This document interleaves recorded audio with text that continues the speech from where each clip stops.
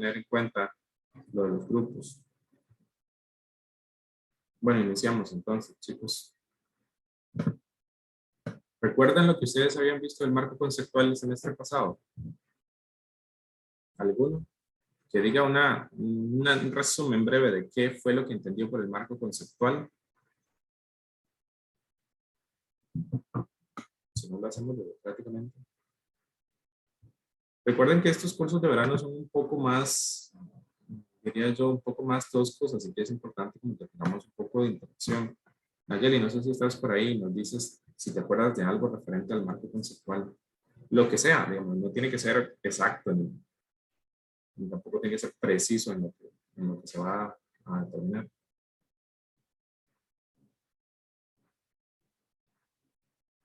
Nayeli a la una. Bueno, está por ahí. Ronnie. Núñez. Profe, disculpe. Sí, adelante. No, bueno, lo que recuerdo es que definía como los conceptos de pasivo, activo, patrimonio, ingresos y gastos. Sí, hace como una conceptualización. Ustedes pueden decirme, tal vez, bueno, Sofía escribe ahí en el grupo que dice que no es una norma, es un manual de conceptos y puntos importantes de la contabilidad. ¿Ustedes saben cuál es la diferencia entre el marco conceptual y las normas, como dice Sofía, como la NIC y la SNIF? ¿Pueden entender tal vez un poco la diferencia del marco conceptual y cómo se aplican esas normas? No digo que lo hablemos en terminología, sino con un ejemplo. Johan, tal vez que estás ahí todavía.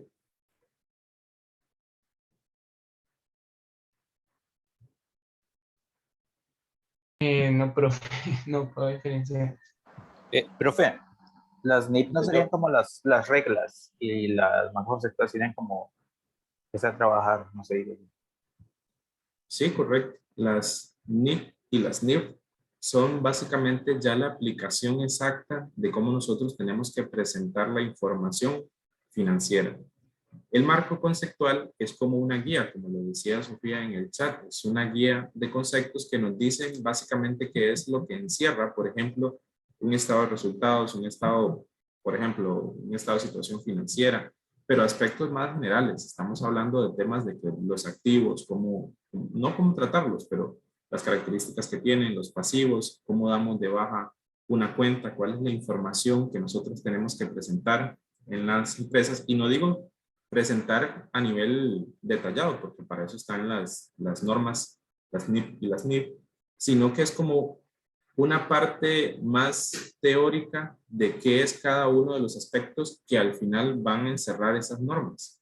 Por ejemplo, si estamos hablando que nosotros más adelante vamos a fabricar un estado de resultados, un estado de situación financiera, donde vamos a hablar de lo que es activos, pasivos y patrimonio, el marco conceptual nos define esos conceptos y nos dice a manera general qué es lo que nosotros debemos agregar y por qué. No nos dice puntualmente agreguen esto, sino si esta información es importante, tiene que agregarse, por ejemplo, dentro de la información financiera.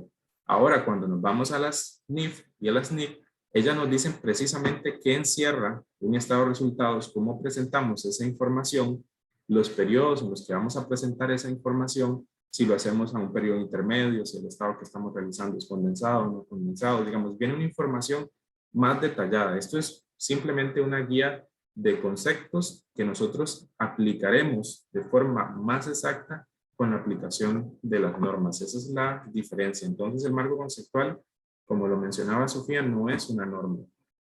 Es una guía conceptual que nosotros utilizaremos para aplicar las NIP y las NIF de forma adecuada, teniendo en cuenta algunos detalles, que es lo que vamos a proceder a ver a continuación. Dame un segundo.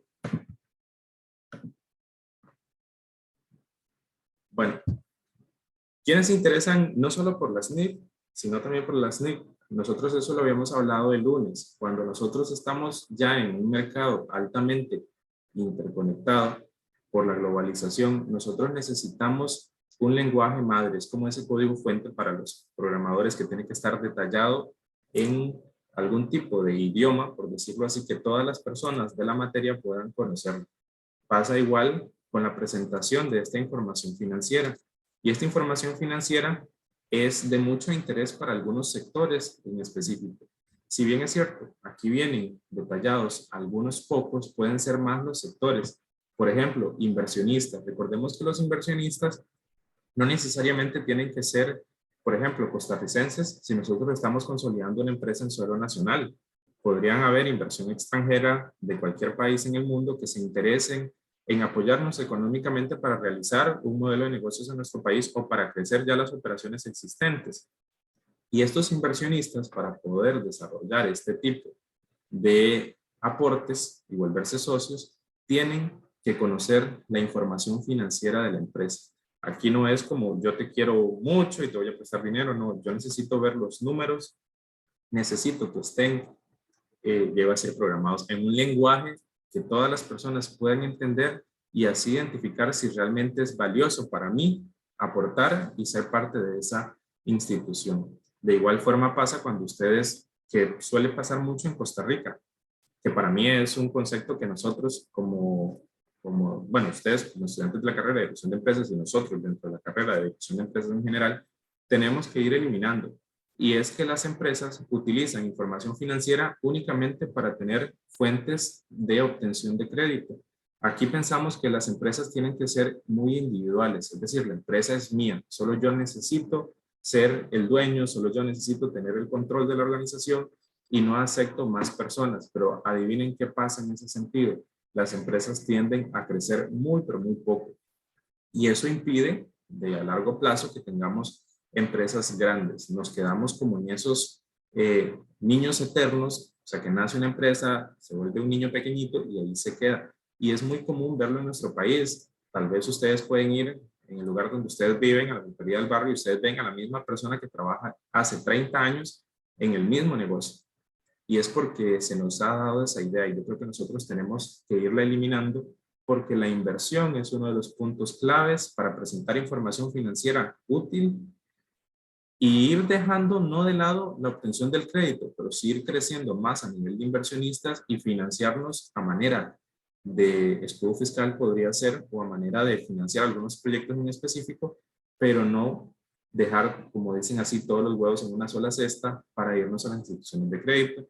Luego tenemos empresas también interesadas, otras empresas, management, agencias de rating, organismos gubernamentales. Aquí yo creo que el más obvio para nuestro país es Hacienda, que le interesa saber qué es lo que nosotros estamos realizando y si la información que estamos presentando es la adecuada. No estamos presentando, por ejemplo, cero ganancias, estamos teniendo múltiples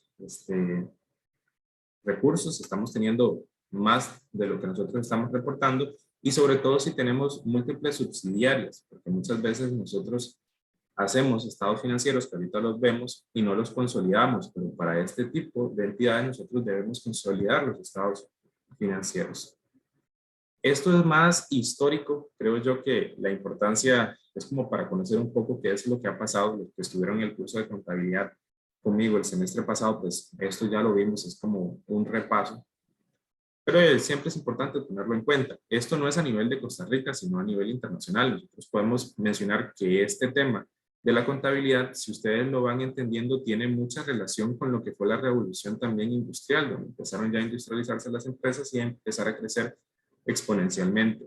Y al tener ese crecimiento se necesita conocer ya más la parte de contabilidad, de esa estructura y poder entender qué es lo que se está haciendo. Entonces podemos decir que esos inicios se dan allá por 1887, pero la consolidación poco a poco, por decirlo así, ya a nivel más fuerte, se da hasta 1975, 1973, es decir, la década de los 70, cuando ya se empiezan a desarrollar normas a nivel internacional. Antes de eso podemos decir que es como información en pañales que empieza poco a poco a ir tomando forma. Espera un segundo que tengo un mensaje en el chat.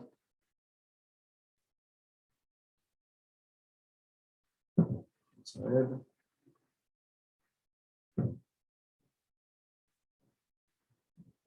Sí, entonces, como les digo, el fuerte de lo que fue el marco conceptual empieza a tomar forma en la década de los 70 y cuando se publican las NIC, que es una de las cosas que nosotros ya empezamos a ver, y se publica la primera versión, por decirlo así, una de las primeras versiones de lo que es el marco conceptual, a finales de la década de los 80.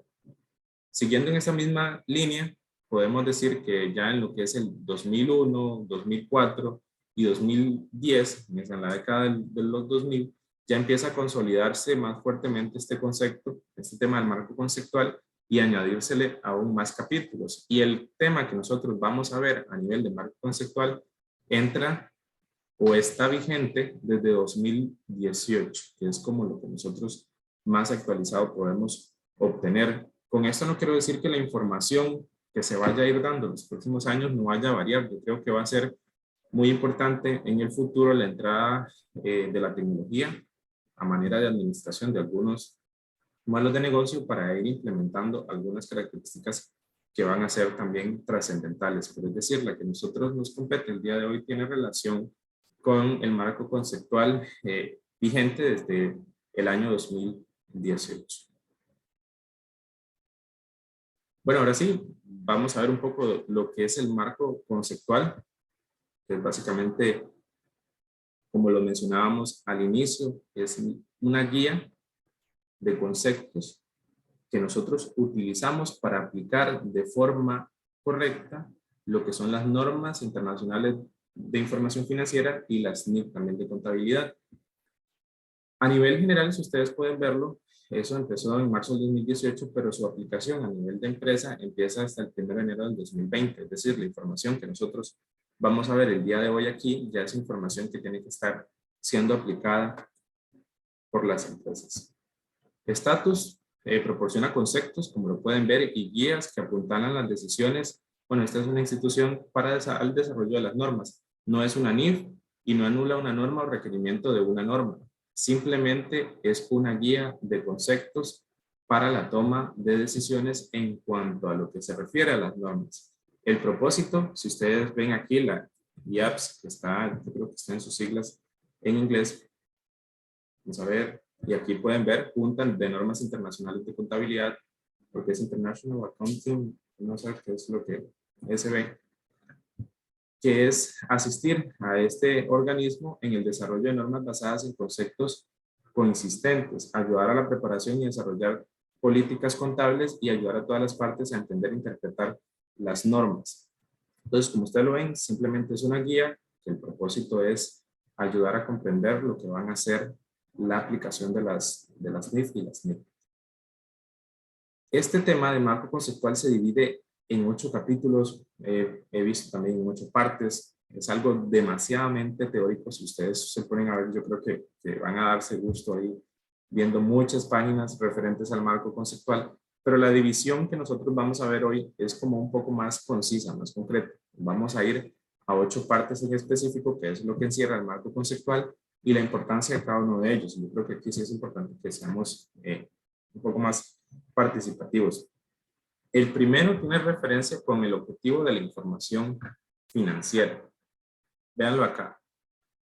O antes de continuar, ustedes pueden ver esto. Dice, implica decisiones para evaluar. ¿Por qué creen que uno de los objetivos es la implicación de decisiones dentro de las empresas? Yo sé que aquí está un poco detallado, pero me gustaría que ustedes lo dijeran desde sus propias palabras y experiencias ya obtenidas en este año de la carrera. David, que te veo ahí en la pantalla.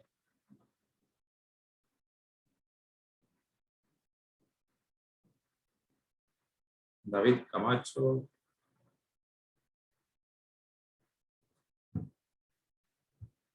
Eso fue de Francini. Bueno, buenos días, profe. Buenos días. Pienso que, no sé, se conoce, por lo que obviamente sea, que lo que es la toma de decisiones es algo muy importante, algo que se tiene que evaluar mucho a nivel empresarial, porque una decisión que se tome mal puede provocar grandes daños, tanto interno como externo, en una empresa. Entonces, pienso que por eso es que se debe estudiar cada parte, ¿verdad?, de una empresa, valga la redundancia, para así llegar a una conclusión que sea factible. Esto que dice Francini, perdón, tiene relación con esto que ustedes ven aquí que dice que es la información financiera útil. Nosotros aplicamos la contabilidad, porque ustedes saben, como lo vimos el lunes, que la contabilidad es el registro de las actividades que realiza la empresa diariamente para poder desarrollar información financiera basado en este historial de actividades que realiza la empresa. Al fin y al cabo, es como una forma ordenada de llevar todo el control y con esta información poder tomar decisiones. Las decisiones tienen que estar basadas en la información financiera útil. Como lo decía Francini, a nivel un poco, añadiéndole un poco más de contexto, hay información que nosotros debemos tomar en cuenta para realizar compras, para vender algún tipo, no vender, tengamos en cuenta solo ventas, sino vender tal vez algún tipo de activo que nosotros no estemos utilizando, conservar capital o deuda, que tiene relación con la venta de activos, proveer cancelación, proveer o cancelar financiación. Si nosotros tenemos una deuda, pues tal vez sea práctico hacer una cancelación y tal vez haga una pregunta. Por ejemplo, si una empresa tiene un préstamo bancario por 10 millones de colones y tuvo utilidades por 15 millones de colones este año, ¿ustedes creen que es válido cancelar la deuda? Damas, van a decir, yo creo que sí es válido, no es válido.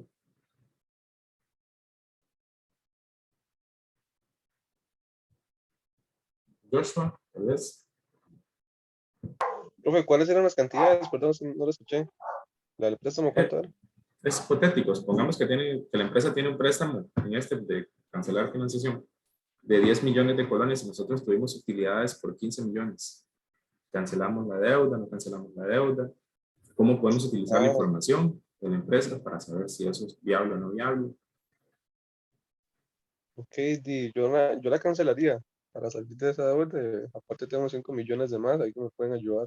Entonces, es la que yo pensaría, digamos, al final del periodo, esa información me ayuda para tomar la decisión o no.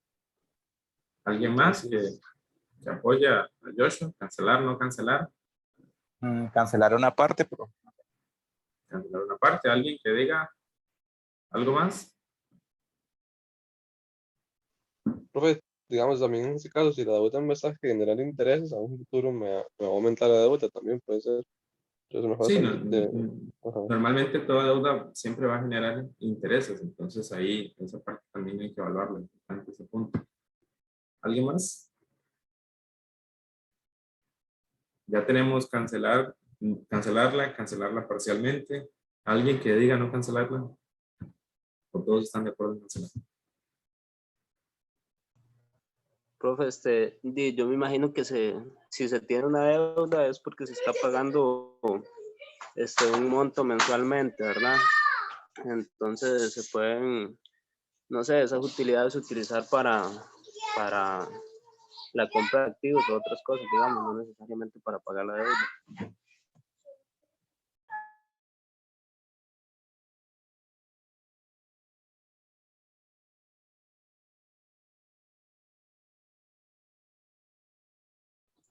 Profe, está Creo que silenciado. tiene el micrófono ahí desactivado.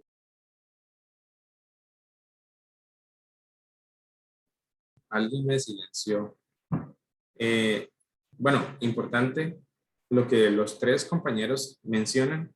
Los 3 puntos pueden ser válidos, pero lo que quiero llegar con esto es que para que nosotros tomemos la decisión de cancelar o no un ejemplo hipotético relacionado con un tema de deuda, puede ser compra de algún activo, puede ser cualquier situación, nosotros necesitamos tener información útil. Esa información útil es la que nos va a decir si nosotros debemos o no realizar alguna actividad. Por ejemplo, si Joshua dice que va a cancelar la deuda, primero habríamos que ver si existe capital adicional aparte de las utilidades obtenidas. Recuerden que una cosa es la utilidad del periodo, otra cosa son las utilidades retenidas que tengamos para hacerle frente al siguiente periodo. Si tenemos utilidades retenidas, tal vez las utilicemos para hacerle frente al periodo siguiente y podemos cancelar la deuda eventualmente. En el otro caso que dicen parcialmente, pues tal vez sí, cancelamos una parte y tenemos el capital de trabajo para seguir funcionando. Y viene el caso de Dixon que dice, no, la verdad es que mi flujo de ingresos es más alto que el compromiso de la deuda que yo tengo. Es decir, si yo tengo una deuda, y pongámoslo a nivel personal, porque se entiende un poco más sencillo, si yo compré un vehículo, ¿cuál puede ser un vehículo? Sí, supongamos que es un vehículo, 100,000 colones mensuales, pero resulta que yo utilizo ese vehículo para trabajar en Uber y ese vehículo me genera a mí aproximadamente mensualmente en ingresos 500,000 colones. Entonces, el flujo de ingresos que me genera esa deuda o ese compromiso de deuda nunca va a ser igual o inferior a lo que nosotros tenemos que pagar por ella y en consecuencia por sus intereses. Entonces, tal vez sea más válido dejar que pase el tiempo, seguir pagando la deuda, porque al fin y al cabo el flujo de ingresos es mayor a lo que nosotros tenemos que recolectar. Eso en economía se le llama el costo de oportunidad, porque tal vez ustedes tienen esos 500,000 colones y los pueden utilizar para la compra de otro vehículo o para la adquisición de algún otro activo que les va a generar más flujo de ingresos. Entonces, al final la deuda no es mala, simplemente tiene que tener un control razonable sobre la misma. Pero lo importante en esto es que ninguno tiene, por decirlo así, la última palabra. Las tres opciones pueden ser correctas, pero tiene que ser aplicada basada en la información financiera útil, donde nosotros aplicamos ahora sí la toma de decisiones. Yo lo que hablaba era de lo de Dixon, que ahora estábamos preguntando por vos, pero al final vemos eso, que era lo de los grupos. Pero muchísimas gracias por la intervención y por saber que ya estabas por ahí.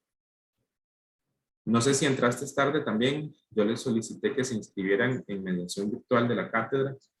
Por ahí quedó el link. Sí, sí, profe, ingresé un poco tarde porque tenía problemas ahí con internet. Pero bueno, ahora estuve intentando meterme a mediación, pero no me aparece el curso en sí, todavía en mediación. No sé si es que todavía no estoy matriculado en sí. Pero Sí. ahora voy a revisarlo, si no cualquier cosa le pongo un mensaje.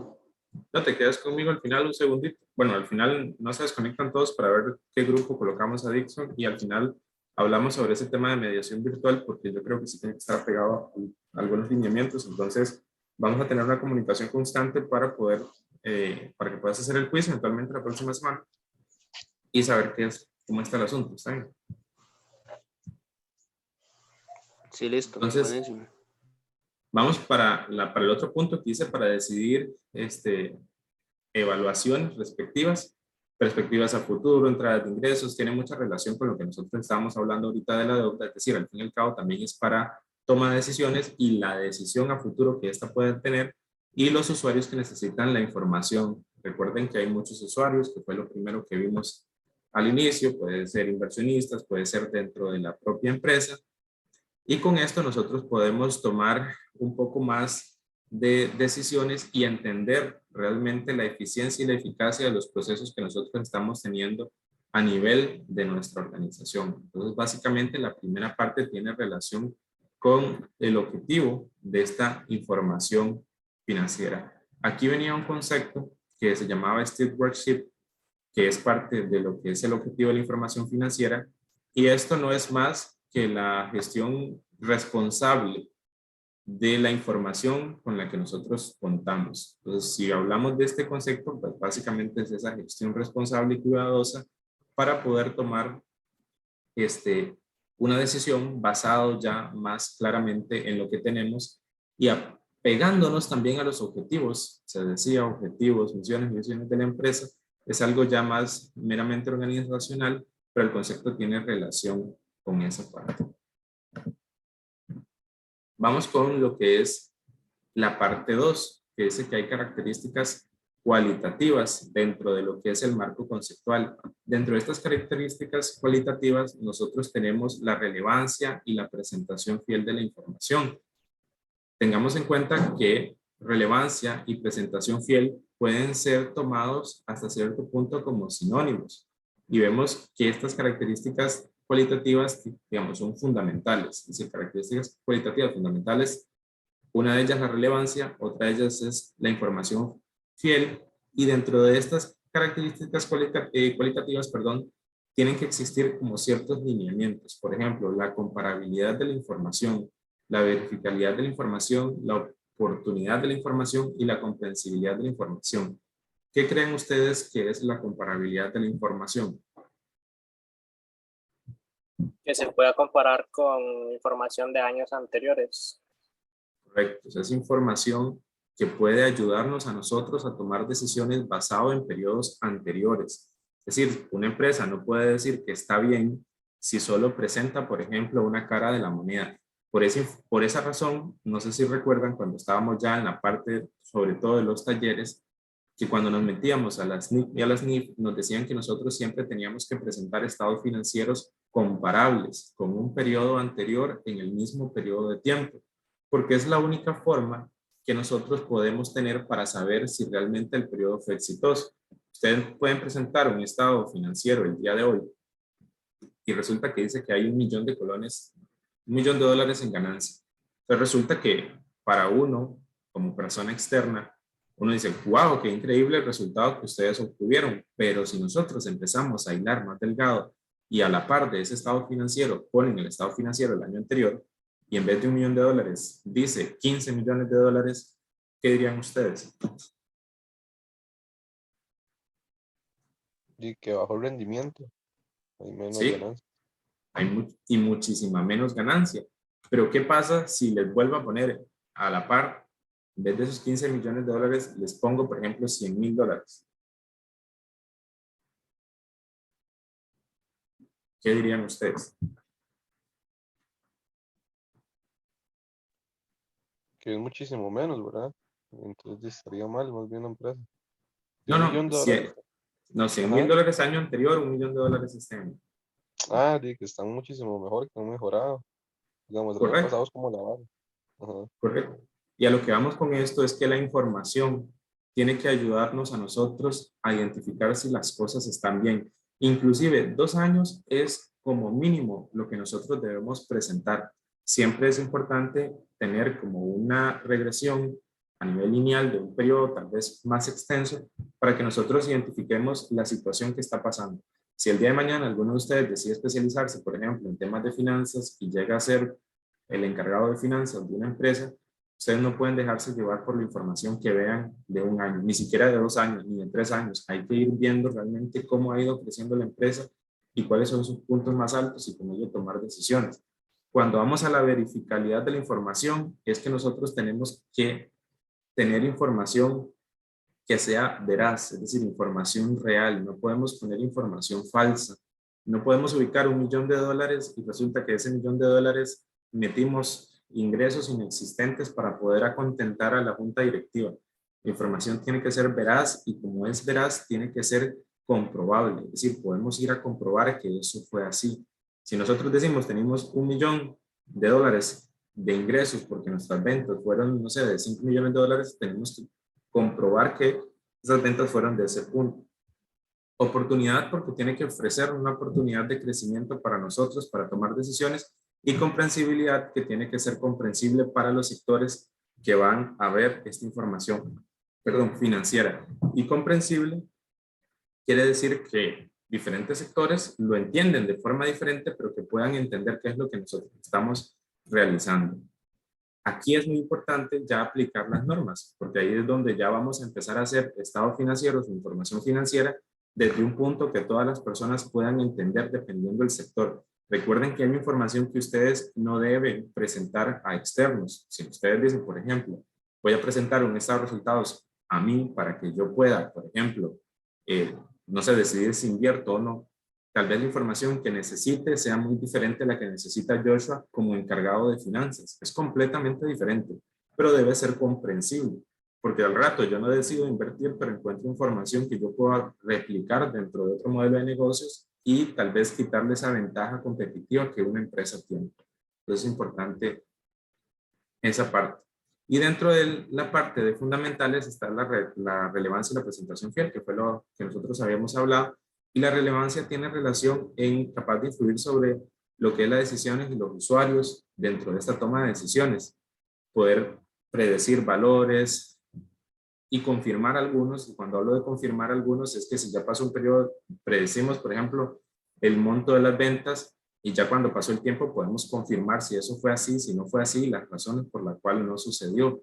Y la presentación fiel tiene que ser completa, como ustedes como lo hablamos anteriormente, lo mencionaba, neutral, no tiene que ser tergiversada para poder, no sé, llamar la atención de algún sector y libre de errores. La información tiene que estar completamente libre de errores. Y aquí es muy importante porque nosotros no podemos dar como válida una información que no sabemos si es completamente cierta, sobre todo si ustedes son los encargados de eso.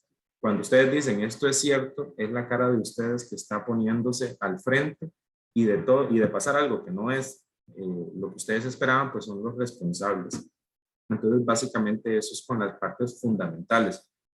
Y aquí dice, prudencia es el ejercicio de la cautela al hacer los juicios bajo condiciones de incertidumbre. Entonces, yo creo que aquí es muy importante que nosotros, el día de mañana, los que se dediquen a la parte financiera, puedan tener una guía básica, y eso no tiene que ver con los valores y la ética. La guía para poder entender cómo se presenta la información, pero luego viene la parte de la ética y de los valores y poder ser realistas con lo que nosotros estamos haciendo y tener en cuenta que toda persona, al fin y al cabo, que maneja dinero, pues está propensa a que le pasen muchísimas cosas, ¿verdad?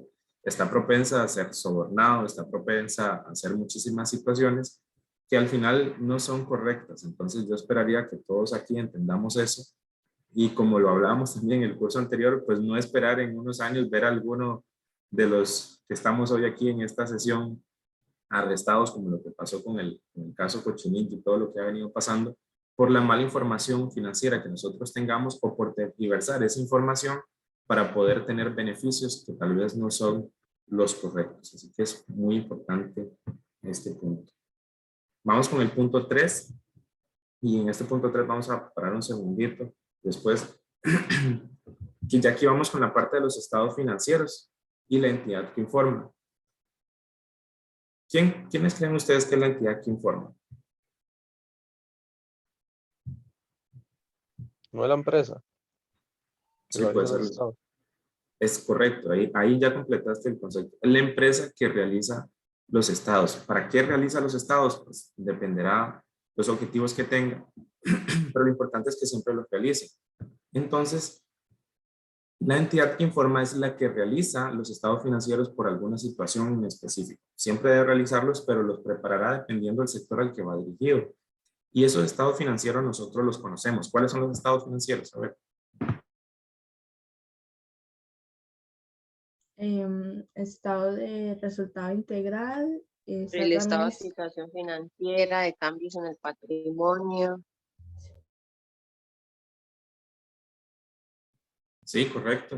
Todos esos son estados financieros.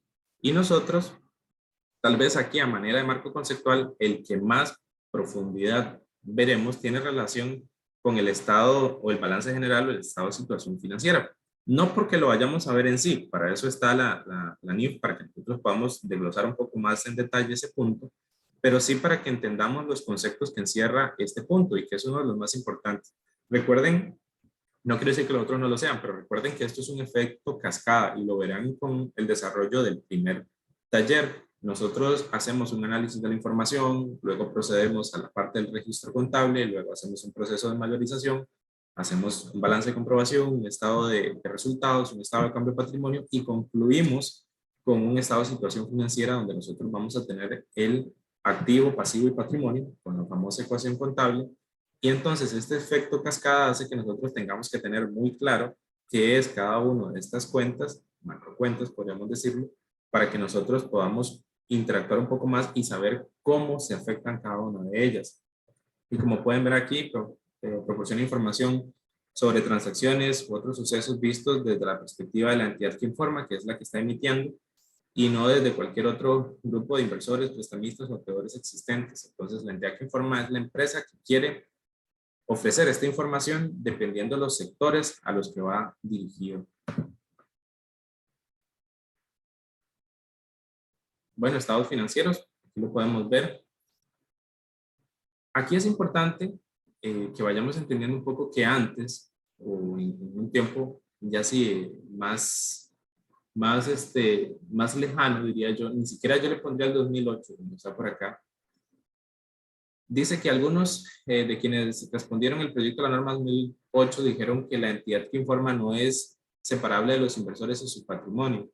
Esto se mencionaba porque las empresas antes eran controladas, digo antes en nuestro país sobre todo, eran controladas por personas que eran únicos dueños y que su patrimonio tenía mucha relación con la misma empresa, es decir, era una personería física. Francini estableció una empresa yo creo que Francine de Playa del Coco, algo así, he escuchado, el Sardinal, establece una empresa donde ella vive, pero no la separa, está bajo su propio nombre, es una entidad física, o sea, es una personería física. Entonces tiene una responsabilidad ilimitada sobre las, no sé, sobre las, por ejemplo, sobre las deudas que adquiera, sobre los compromisos de pago de alguna situación, sobre los ingresos. Ella tiene una responsabilidad ilimitada. Si algo pasa con ese negocio, ella responde por todo lo que ha sucedido. Entonces, por eso se llamaba que su patrimonio no era ajeno a lo que se daba dentro de la empresa. Es decir, había una responsabilidad ilimitada.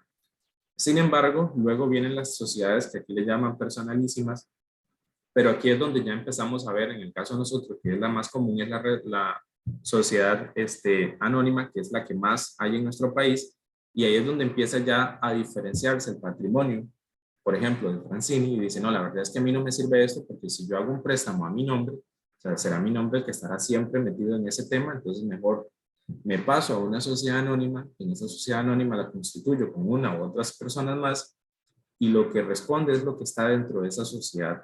Ahí tendrá también su personería jurídica, su número de cédula y todo eso, y ahora sí, tenemos información relacionada a ese punto. Entonces ya se va dando una separación entre lo que es el negocio y los propietarios. Esto hace que la mayoría de negocios en la actualidad ya vayan teniendo una forma legal diferente a las empresas y vayan teniendo muchísimos más inversores acogiéndose a la diferente personería jurídica que tenga. Si es una sociedad anónima, pues una de las características interesantes es limitada la responsabilidad. Dado de alguna quiebra o de algún cese, pues el patrimonio de cada uno de los inversores no está dentro de lo que puede ser tomado por los acreedores. Recordemos que los acreedores son las personas que le prestaron a la empresa, para entenderlo tal vez un poco más sencillo, y son los primeros que van a cobrar algo si en dado caso la empresa no puede hacerle frente a un compromiso de pago. Así que es importante tener eso.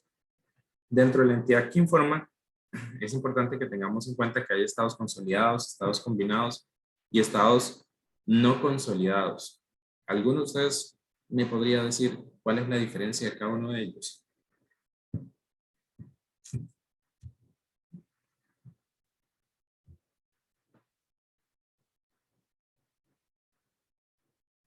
¿Alguien? Profe, eso no era, digamos, que una, digamos, tenía a cargo a las demás, por ejemplo, digamos que, ay, no me acuerdo.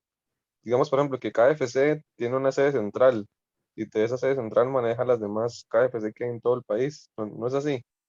Sí, tiene relación con eso que estás mencionando, pero Una es como la madre, digamos, una sede madre. ujú, sí, está bien, pero ahí es donde donde les pido así como hilar un poco más delgado y decir cuál es la diferencia, por ejemplo, entre no consolidados y consolidados, por ejemplo.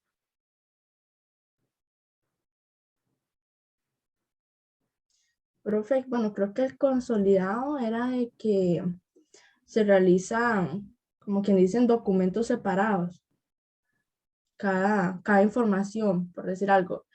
Y el combinado viene siendo todo en un mismo documento, claramente con su debida identificación. Más o menos ando por ahí el concepto. Acertaste unos puntos, otros quedaron ahí un poco en el aire. Profe, perdón. Ujú. Sí, adelante. Bueno, yo creo que los consolidados son los que dan como una información más clara de los activos y los pasivos, patrimonio y todo eso.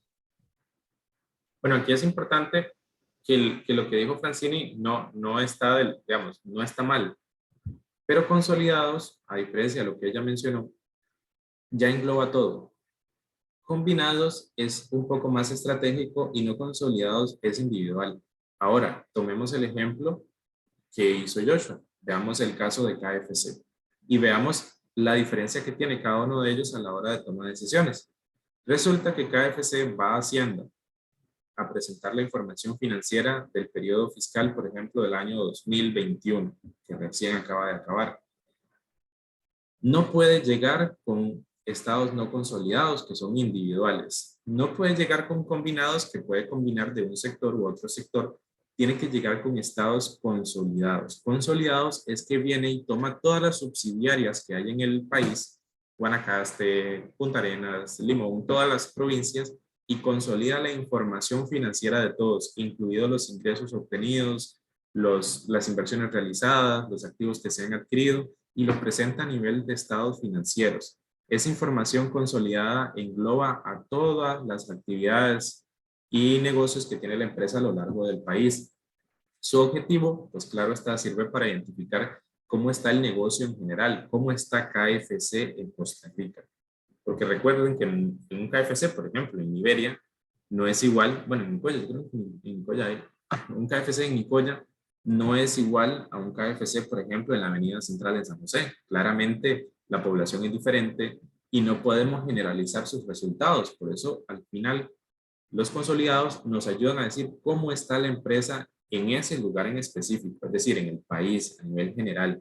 Los combinados nos ayudan a hacer pequeñas situaciones más estratégicas para poder tomar decisiones. Por ejemplo, resulta que abrimos un local en Liberia y otro tenemos en Nicoya y vemos una diferencia entre ventas tal vez significativas.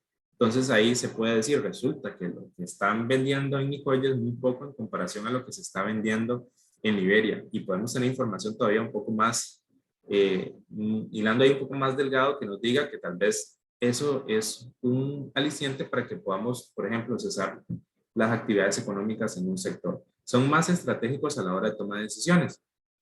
Y como les digo, o sea, nos ayuda a entender qué pasa. Puede que no sea para cerrar, sino para identificar cómo se mueven los negocios. Como les digo, podemos comparar el de Liberia con el de Nicoya, el de Liberia, por ejemplo, con una ciudad muy parecida a nivel poblacional, y con ello tomar decisiones. Y los no consolidados es saber qué es lo que está pasando en el sector en específico. ¿Qué está pasando en Liberia? ¿Hay ingresos en Liberia? ¿Estamos mal en Liberia? Y necesariamente, por ejemplo, si estamos mal, algunos digan, no, vamos a cerrar. Puede que no.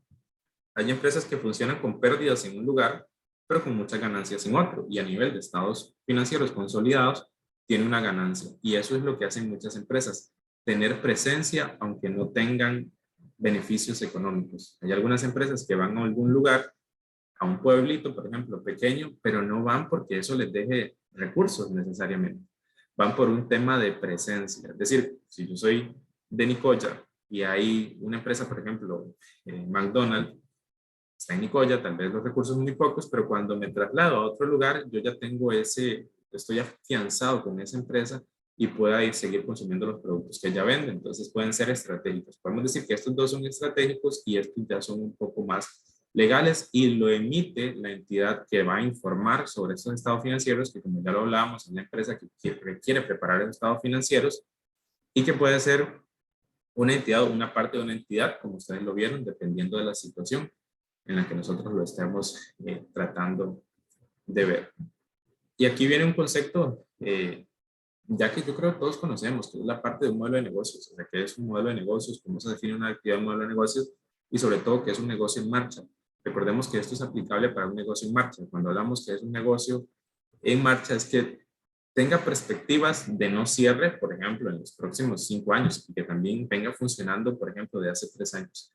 Entonces, teniendo en cuenta esta información, nosotros ya podemos empezar a gestionar los activos financieros para generar flujo de efectivo y así tomar ya un poco más de decisiones a la hora de tomar decisiones de la compra, por ejemplo, de activos, y el tipo de modelo de negocio que nosotros vamos a seguir estableciendo a lo largo de los años. Entonces, yo creo que este concepto de modelo de negocios es ya muy apegado a lo que nosotros hacemos. Y dice que la NIF 3, para hacer un negocio, la transacción debe tener un insumo y un proceso sustantivo, y añade una guía para ayudar a decidir qué proceso es sustantivo. ¿Ustedes saben qué es un proceso sustantivo?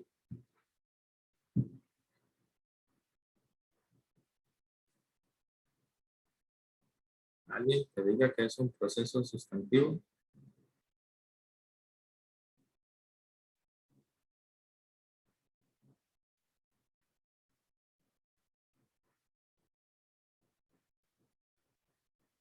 Nadie, chicos.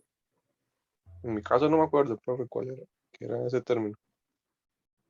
¿Alguien que nos ayude? a establecer un proceso sustantivo, perdón.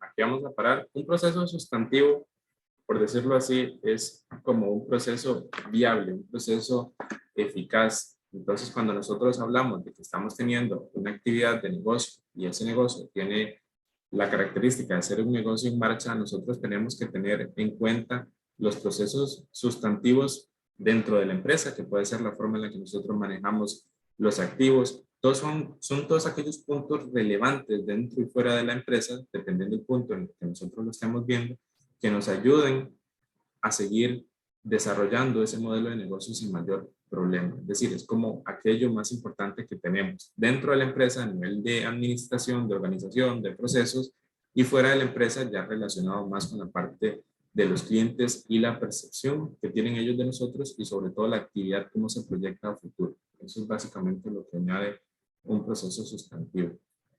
Vamos a quedar aquí, nos vemos a las 10:04 para ver la última parte que nos hace falta de este tema. ¿Estamos? Ok, bro. Listo.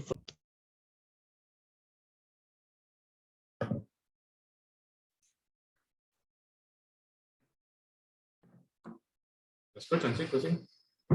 Fírmenme, ¿eh? Sí, sí. Sí. Ok, perfecto. Bueno, vamos con el punto 4 ahora. Ya vimos el anterior que tenía relación con los estados financieros. Ahora nosotros vamos a hablar de los elementos de estos estados financieros. Y aquí ya nosotros vamos como introduciendo un poco a lo que es el tema que continúa, que ya es la relación en la creación de estados financieros, todo lo que es empresa de servicios, empresa comercial y las cuentas. Como les decía, el marco conceptual nos dice que es un activo, características de ese activo para ser activo, pero, regálame un segundito que ya vuelvo.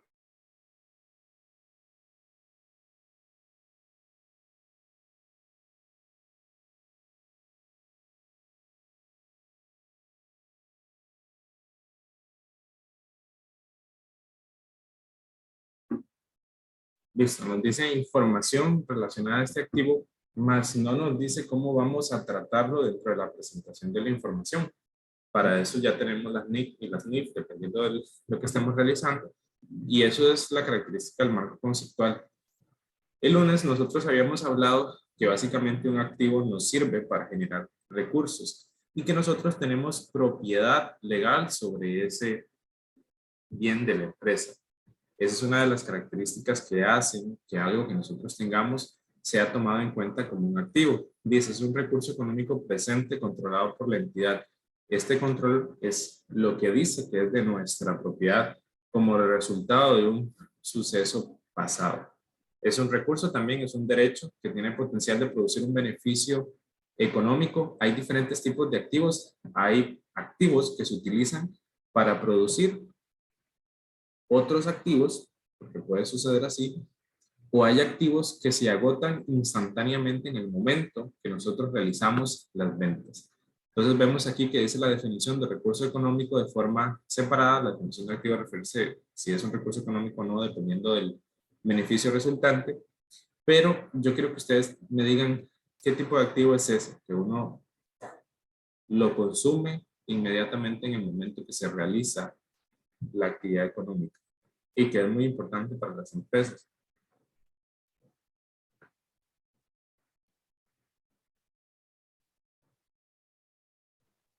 No es el activo líquido, profe.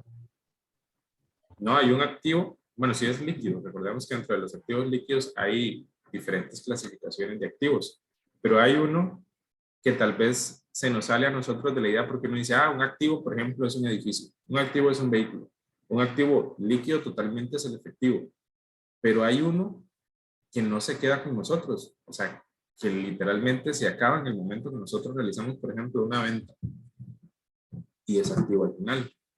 Y es uno de los más importantes para una empresa. Circulante. No, sí, claro, el activo circulante y el líquido son sinónimos, pueden ser tomados igual. Dentro de ellos, recordemos que tenemos el efectivo o caja y banco, dependiendo cómo lo tratemos. tenemos otro que es, bueno, tenemos también lo que es las cuentas por cobrar, que es un activo circulante o un líquido, ustedes quieren llamarlo, pero hay algo en el momento donde nosotros realizamos una venta, por ejemplo, se acaba y tiene característica de activo, es decir, tenemos la propiedad legal sobre ese bien y lo utilizamos para generar ese otro activo líquido que ustedes están diciendo que es el efectivo. ¿Cuál creen ustedes que es? No sería inventario. Correcto, es el inventario. El inventario es de los pocos activos que nosotros consumimos de forma inmediata y que se sale un poco a ese concepto que nosotros tenemos, que el activo se queda con nosotros. O sea, que el activo, por ejemplo, es una máquina para producir tal cosa. Si vendemos helado, el activo es una máquina para producir helado, pero resulta que tal vez nosotros tengamos inventario, los conos con los que producimos, servilletas, bueno, eso podemos, las servilletas no tanto, pero vamos almacenando inventario. Ese inventario tiene la característica de ser un activo y un activo líquido para nosotros. Entonces, eso es una importante aclaración que nosotros tenemos que hacer a manera de la forma en la que lo vamos a tratar. Bueno, dice que exposición a riesgo y competencia, variaciones significativas en los beneficios económicos. Eso dependerá del tipo de activo que nosotros estemos utilizando. Y para eso tenemos la NIF 15 y la NIF 2, las cuales, y la NIF 10, que nosotros abordaremos ya más claramente en el momento que estemos desarrollando el tema ya del ciclo contable, indiferentemente si es de empresa de servicios o empresa comercial. Pasivo. Yo pienso que la forma más clara de definir un pasivo es como lo dice aquí, es una obligación de pago. O sea, es una obligación que nosotros tenemos de pagar al, ya sea un recurso económico, ya sea que, o sea, dependiendo de la forma en la que nosotros lo hayamos mencionado, pero es una obligación de la cual nosotros no podemos o no podemos evitar. Dice que es una obligación presente de la entidad de transferir un recurso económico como resultado de sucesos pasados. Fue algo que hicimos ayer y que tenemos un compromiso hoy de pagar. Simplemente. No tiene la capacidad práctica para evitarlo. Es decir, nosotros no podemos simplemente dejar de pagar una deuda. Sí podemos, no debemos hacerlo. Y es importante que lo tengamos en cuenta, tanto a nivel de empresa como a nivel personal. Y dice aquí, si ustedes lo pueden ver, dice que la eliminación de la referencia es una salida esperada de beneficios económicos potencial de requerir la transferencia de un recurso económico. Aquí simplemente nos está mencionando, igual en esos otros puntos, los enfoques que nosotros vamos a tener en cuenta a la hora de desarrollar un pasivo. Si bien es cierto, esta terminología es un poco más, más tosca, diría yo, a nivel de referencia, lo importante es que nosotros tengamos en cuenta la característica del mismo. Y estas características son tan importantes que a pesar de que este tema sea meramente conceptual y teórico, nos ayudará un montón a la hora que nosotros estemos desarrollando el ciclo contable, o sea, que sepamos qué es un pasivo, para que no lo pongamos como un gasto, por ejemplo, que eso suele suceder. Así que eso es importante. La parte del patrimonio, simplemente, recuerden que dice que es la parte residual de los activos una vez deducidos los pasivos. Aquí lo que nos está diciendo es que la ecuación contable, o sea que el patrimonio, si nosotros tenemos los activos y le restamos el pasivo, nos da el patrimonio, y es claro. Y recordemos que la ecuación contable lo que nos dice que lo que yo tengo, entendemos, lo que nos aportaron los socios más lo que yo debo es igual a nuestro activo. Entonces básicamente eso es lo que está mencionando, y es ese aporte que realizan los socios o dueños de la empresa, que al final tiene una definición también como patrimonio neto y que se va a ver afectada o no dependiendo de los resultados del periodo de evaluación que nosotros estamos tomando en cuenta. Por ejemplo, si hubo un ingreso y de esos ingresos hay un porcentaje de utilidad retenida, esto va a ir a la parte de patrimonio.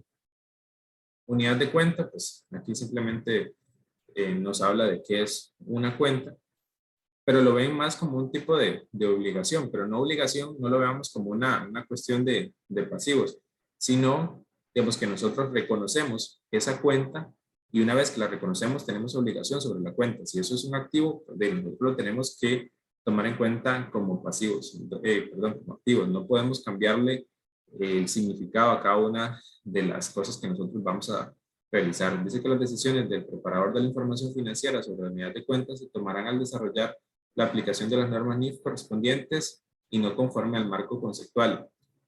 Recordemos que aquí no nos está diciendo cuál es la cuenta, simplemente nos dice que es la unidad de cuenta. ¿Qué cuenta vamos a utilizar? Eso nos lo dirán las NIF dependiendo de lo que nosotros estemos realizando. Pero yo pienso que aquí hay como 20 cuentas que son las más utilizadas, no, 20 o 30 cuentas que son las más utilizadas por nosotros y básicamente son las que siempre vamos a tener en cuenta.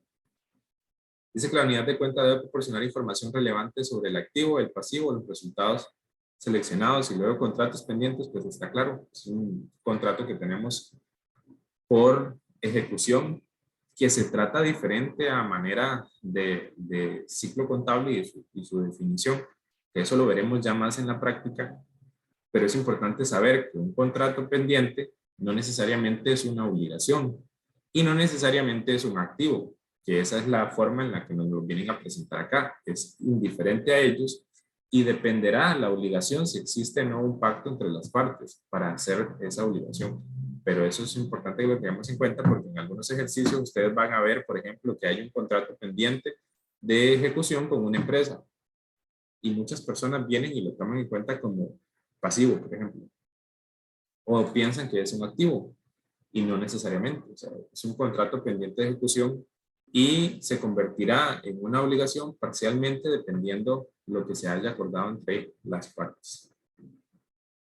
Ingresos y gastos, que aquí hay ciertas confusiones, pero yo pienso que la ventaja de estos cursos de verano es que nosotros ya tenemos claro, a manera general, la diferencia entre ingresos, por ejemplo, y activos y gastos y pasivos. Es como lo que tenemos que evitar.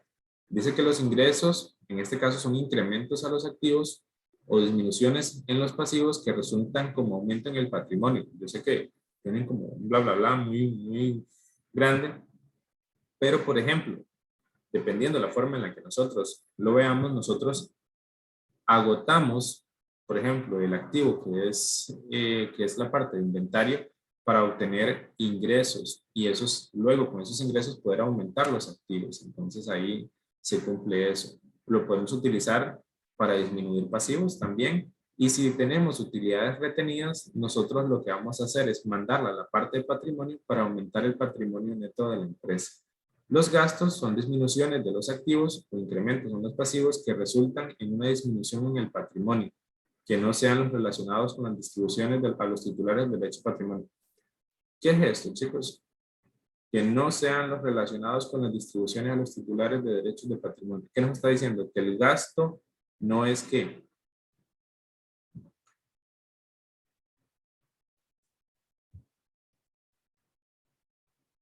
no es un gasto.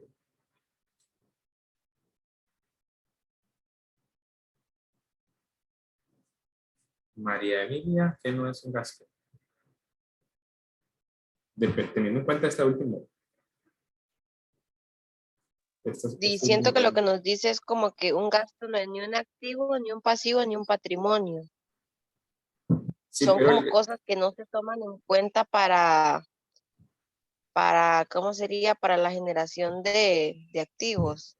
Sí, pero este último espacio aquí, este último párrafo nos dice que no sean relacionados con la distribución a los titulares de los derechos de patrimonio, a los socios. Profe, así. son como que los dividendos a los, digamos, a los dueños de la empresa no son un gasto. Correcto. Y es muy importante que tengamos en cuenta eso, porque es súper común que pongan gastos por dividendos o que cuando estén realizando una prueba vean los dividendos como un gasto y no necesariamente son un gasto, dependiendo obviamente de lo que se nos esté mencionando, pero un gasto no se relaciona con el pago de dividendos. Si nosotros estamos pagando dividendos, nos está saliendo la cuenta de efectivo o caja y bancos, en este caso, y arriba tenemos los dividendos pagados. Entonces no son tratados como gastos, para que lo tengamos en cuenta. Es como ese punto, porque es muy común verlos, o sea, gastos por dividendos, y eso no funciona de esa forma. Eso es lo que tenemos que tener claro. En el punto 5 tenemos el reconocimiento y baja de cuentas. O sea, baja de cuentas es cuando uno dice, esta cuenta ya la voy a eliminar. Esto no me sirve. Ya no la utilizo. Hay cuentas que son muy comunes en esto. Por ejemplo, bueno, relevancia. Veamos la relevancia y luego la baja en cuentas. Relevancia de una cuenta para ser tomada en consideración a la hora de la elaboración, por ejemplo, de los estados financieros. Incertidumbre sobre la existencia, probabilidad de que sea una entrada o salida de un beneficio económico. Esos son los criterios que nosotros tenemos que tener a manera de relevancia para reconocer una cuenta. Si yo vendo, vamos a ver qué puedo vender. Supongamos que yo vendo zapatos y resulta que tengo una tienda que también es mía. O sea, la compré y es un local físico. Y tengo una motocicleta. Yo lo que hago, mi negocio en sí es una venta de zapatos. Yo vengo y vendo la motocicleta. Eso es un ingreso. Pregunta, ¿es un Creo ingreso? que no. ¿Alguien más No, que profe. opine? Pero yo digo que sí, porque lo que vendimos fue un activo. ¿Alguien más? ¿Eso no es un ingreso?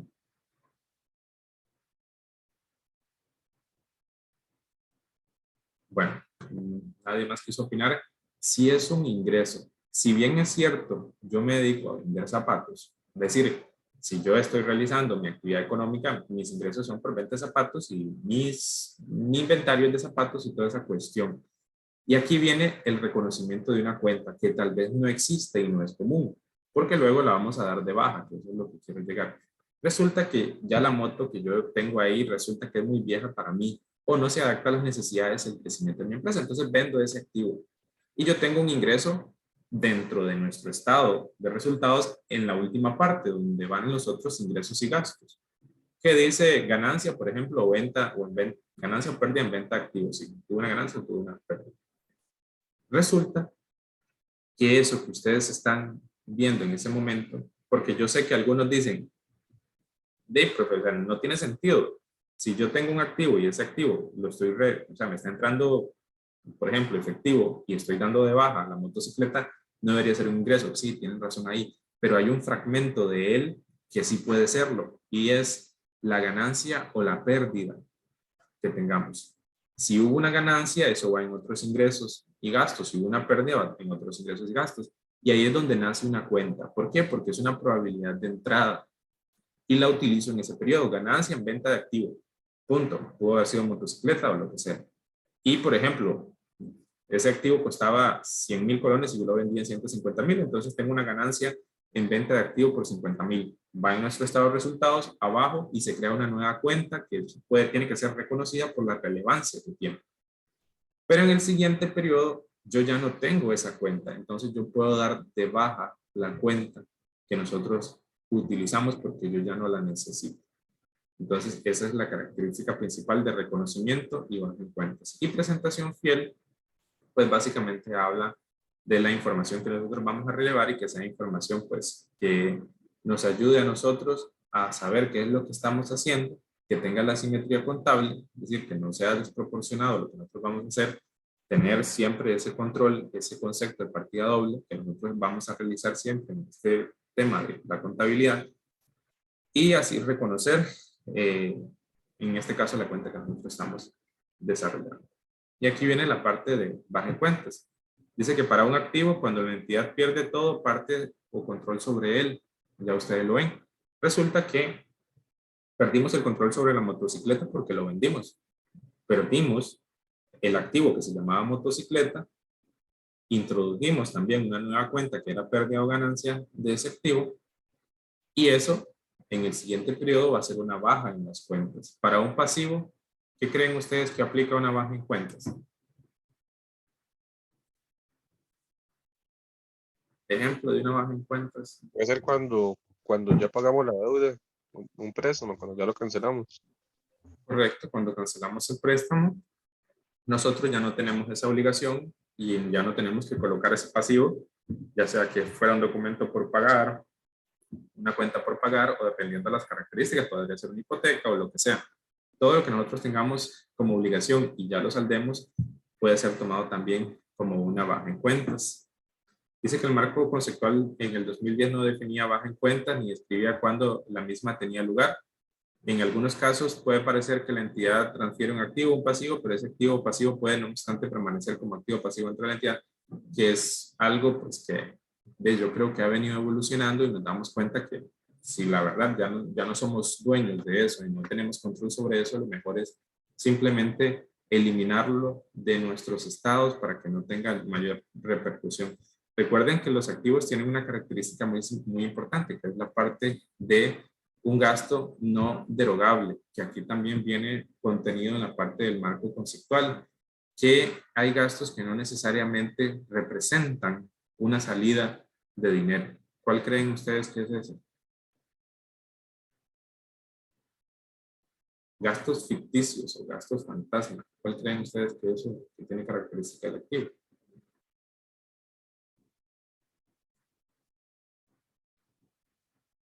Es como la vieja confiable, como dice, para disminuir las utilidades. Simplemente es un escudo fiscal.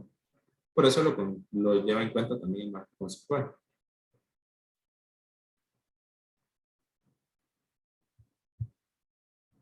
¿Cuál creen ustedes que es?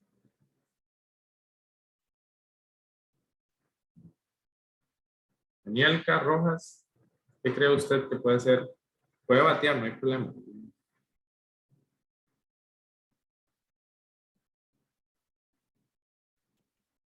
No tenemos Danielka. Sinceramente no sé, profe. No se me viene así como una idea. Y es importante que tengamos en cuenta simplemente que hay gastos no derogables, o sea que no representan una salida de recursos económicos. Y uno de los más, o sea, la vieja confiable es la depreciación. La depreciación la ponemos en el estado de resultados como un gasto por depreciación, pero no representa una salida de dinero para la empresa. Entonces es una característica que tienen los activos y que normalmente va a ir reconociendo cuentas dependiendo de la cantidad de activos que nosotros tengamos o bajando cuenta dependiendo la salida del activo que nosotros tenemos. Pero es importante tenerlo en cuenta. En el punto 6 tenemos la parte de medición. Esto es ya más saliendo, ¿verdad? Tenemos los valores corrientes y los costos históricos. Tal vez no quiero profundizar tanto en este punto porque eso lo veremos más adelante cuando veamos el valor razonable, el valor de uso, valor de cumplimiento y costo corriente. Que esto yo sé que todos ustedes ya lo han visto y lo vieron ya cuando llegamos a la parte de inventarios, donde ustedes ya podían ver que había un valor neto de realización, que era un valor de salida, un valor de uso que es un valor de salida, un valor de cumplimiento que es un valor de salida, un costo corriente, el costo que nos deja a nosotros la adquisición. Y por ejemplo los costos históricos, que básicamente son el precio de las transacciones que nosotros hayamos realizado en un periodo de tiempo y la amortización, por ejemplo, de alguna obligación, sobre todo que tengamos. Y todos son valores de entrada para nosotros. Yo sé que este tema será más claro cuando nosotros lo veamos a nivel de práctica. Pero igual, como todo y como es el marco conceptual, pues lo toma en cuenta a nivel general para que lo vayamos ahí teniendo en cuenta. Recuerden que esto es el famoso valor neto de realización que vimos nosotros. En esta parte de la medición, de igual forma, tenemos la relevancia para seleccionar una base de medición. Recuerden que esto lo vemos sobre todo en la parte cuando estamos haciendo el trato del control de inventarios. Los inventarios se miden a un valor determinado y a un método de valoración también definido. Para este curso, esos métodos de valoración a nosotros nos los van a dar. La vieja confiable, ¿se acuerdan? Que era el valor neto de realización, que se medía el valor neto de realización. Eso dependerá de las políticas de la empresa y en el caso de nuestro curso será bien estipulado antes de que ustedes puedan desarrollarlo.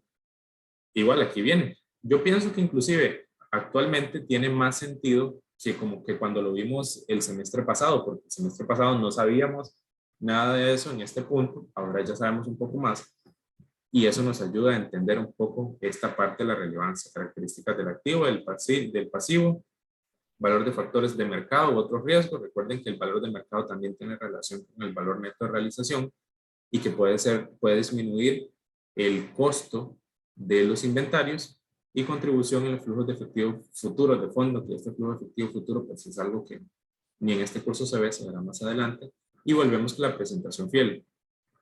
Que esto viene en todo, ¿no? La información tiene que ser consistente para la parte de la medición e incertidumbres de medición. O sea, siempre la información fiel va a ser como un recordatorio que todo lo que nosotros vayamos a tener en cuenta tiene que ir relacionado con la realidad de la empresa. Así que eso es importante que nosotros lo tengamos en cuenta. Si recuerdan todo eso, algunos, lo que era el valor neto de realización y los métodos de evaluación de inventarios.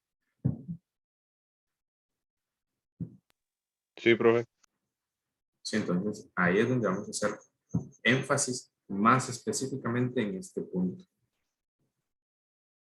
La número 7, yo creo que eran 7 u 8, presentación de notas. Lo importantísimo de esto es lo mismo que nosotros hicimos en los talleres, que ahora cambiaron para que fueran más prácticos, pero toda información financiera debe tener la presentación de notas, por ejemplo, que nos ayuden a entender la información que nosotros estamos tratando de comprender. Dice, introduce conceptos para la presentación y revelación de información que guían su establecimiento en las normas. Dependiendo de los estados que nosotros estamos desarrollando, también nos ayudará a entender los recursos que está haciendo la entidad, la forma en la que realiza los gastos, la utilidad que tuvo o pérdida, e inclusive nos ayudará a entender si esto es parte de nuestro resultado integral o si es parte de otro resultado integral. Así que la presentación de notas no es opcional. Y hago una aclaración. Notas no quiere decir que usted le ponga un estado, decir, a un estado financiero, por ejemplo, empresa, por ejemplo, los pollitos S.A. y abajo le ponen la fecha, le ponen, sí, yo creo que básicamente es eso, la fecha en el que se está realizando, la moneda en la que lo estamos realizando y abajo hacer unas declaraciones. No, notas es como realizar otro estado, un estado que nos ayuda a comprenderlo. ¿Por qué creen ustedes que son importantes esas notas? Supongamos, vamos a hacer un supuesto, yo creo que es así a nivel de ejemplo. Joshua tiene una empresa y la empresa de Joshua vende celulares.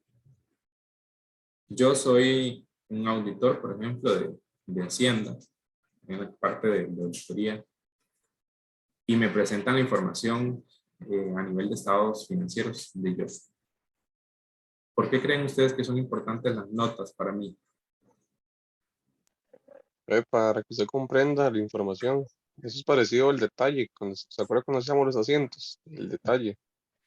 Correcto, es para que yo como persona externa, y cuando hablo de persona externa pueden ser hasta los propios socios, entiendan con mayor claridad qué es lo que está desarrollando, qué es el activo, por ejemplo, más fuerte que tiene Joshua en eso, qué contemplan la parte de inventarios, cómo tratan, por ejemplo, los gastos.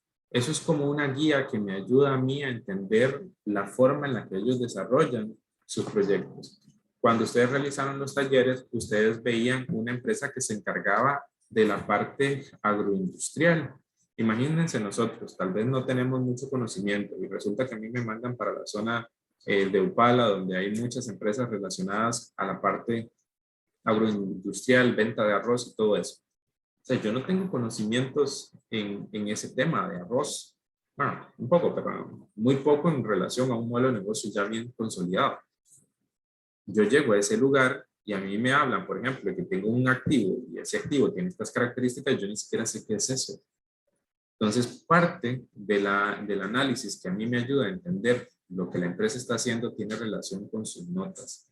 Saber qué es lo que hacen, por ejemplo, los periodos de corta. Resulta que viene Joshua y me dice, resulta que yo no le presento los estados financieros de diciembre, de enero a diciembre, por ejemplo. Se los presento cada 6 meses. Todavía me asusto más porque ¿cómo? Es posible que me vaya a presentar un estado intermedio, no anual. Y él me dice, bueno, mira, más que la vara es esta. Yo hago estados financieros cada vez que yo corto el arroz. Y eso se respalda en lo que dice la NIC. ¿Por qué? Porque yo puedo hacer un estado intermedio teniendo en consideración la actividad económica. O él me dice, no lo hago semestral, lo hago cada año y medio. Porque estoy, por ejemplo, vendiendo pitaya. Y resulta que el tiempo de cosecha es de año y medio. Entonces, cada vez que pasa año y medio, yo hago la presentación de estados financieros.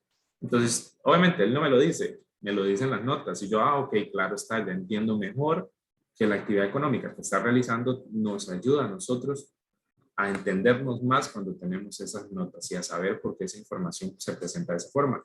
O inclusive en ese mismo negocio puede que lo haga en menor plazo de tiempo y anteriormente, o sea, lo haga cada 6 meses y en un semestre tiene 100 millones de ingresos y en el semestre anterior tiene 1 millón, 3 millones de gastos, o sea, de pérdidas, perdón. Cualquiera ve eso y se asusta. Pero no necesariamente, él dice, no, es que los 100 millones son en la corta y los otros simplemente son cuando yo estoy gastando y gastando y gastando en la producción. Entonces, eso dependerá de la información que nosotros estemos desarrollando. ¿Estamos claros ahí de la importancia de la parte de la presentación de las notas?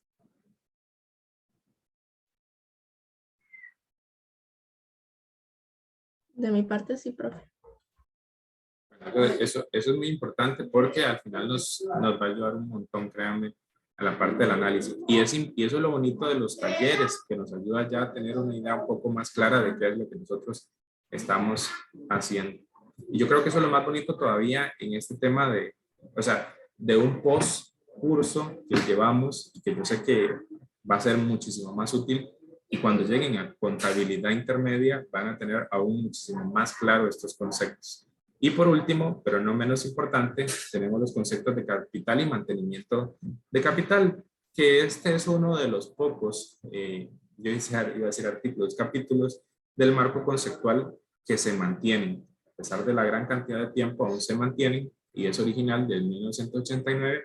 Y yo pienso que es obvio, porque la parte de mantenimiento de capital no tiene como variaciones sustantivas a la forma en la que se trata.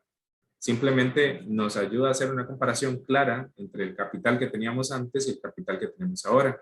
Y dentro de ese capital nosotros podemos hacer una diferenciación entre capital financiero y capital operativo.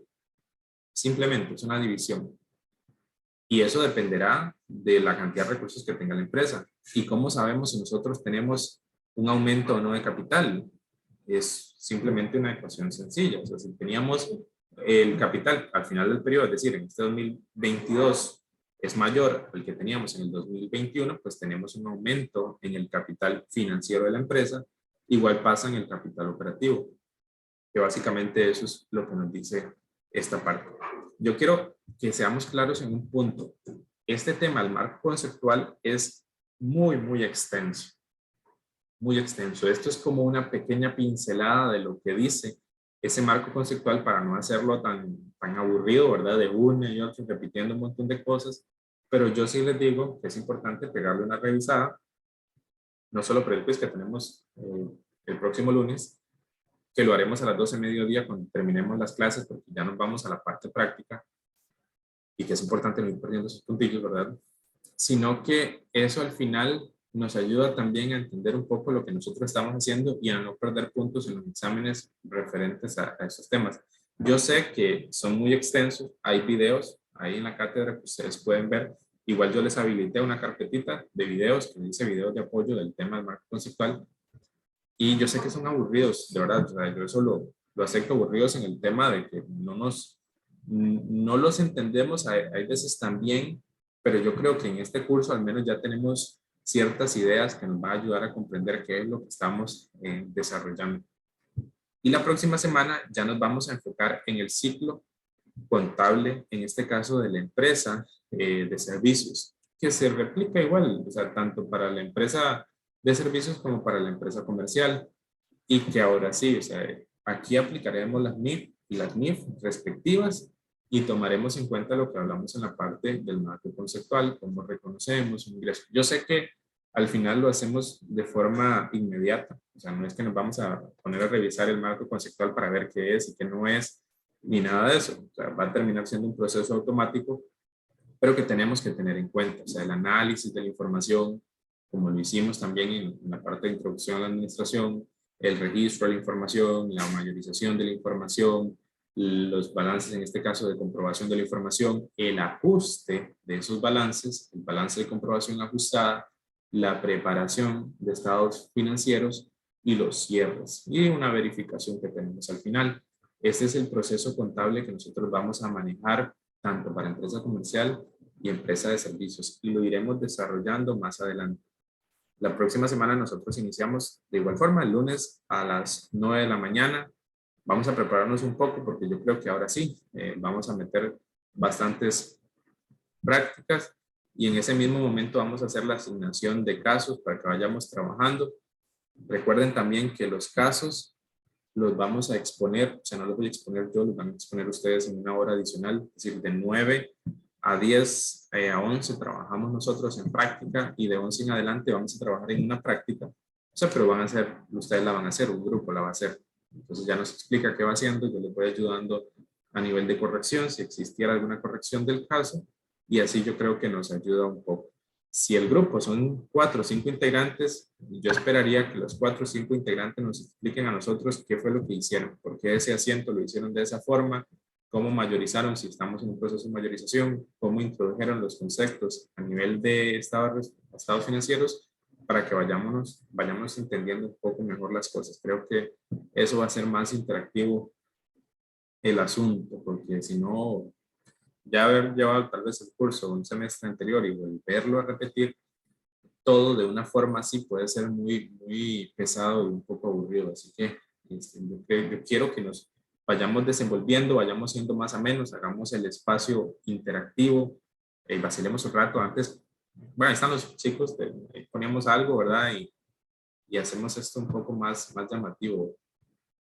Así que de mi parte sería todo por el día de hoy. ¿Algún grupo acá tiene 4 integrantes? Antes de que nos retiremos.